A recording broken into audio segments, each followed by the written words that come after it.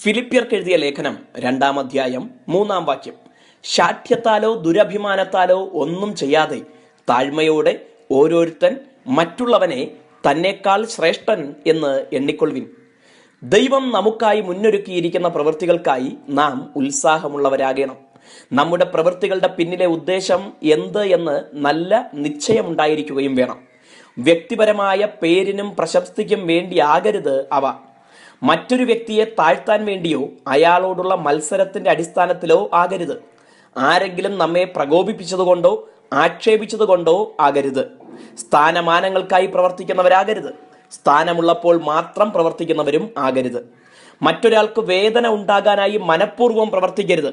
ദൈവത്തിന്റെ മഹത്വമായിരിക്കണം ഏതു കാര്യം ചെയ്യുമ്പോഴും നമ്മുടെ ഉള്ളിൽ.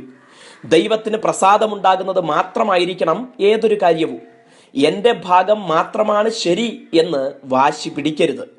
ഏതൊരു മനുഷ്യനും തെറ്റുപറ്റാം എന്നതിനാൽ എനിക്കും അതിന് സാധ്യതയുണ്ടെന്ന് ഓർക്കുക. തെറ്റു സംഭവിച്ചു എന്ന് മനസ്സിലായാൽ മനുഷ്യനോടും ദൈവത്തോടും ക്ഷമ ചോദിക്കുക. ക്ഷമ ചോദിക്കുമ്പോൾ നാം ചെറുതാവുകയല്ല, മറിച്ച് ദൈവമുമ്പാകെ താഴ്ത്തുന്നതാകയാൽ ദൈവം അതിനെ മഹത്വമായിട്ട് കാണുന്നു. ചെയ്ത തെറ്റ് ദുരഭിമാനം നിമിത്തം മുറുകെ പിടിച്ചുകൊണ്ടിരുന്ന് ഭാരമേറുന്നതിനേക്കാൾ നല്ലത് അതിന് ക്ഷമ ചോദിച്ച് സ്വതന്ത്രനാവുകയാണ്. ദൈവം നമ്മെ അനുഗ്രഹിക്കട്ടെ.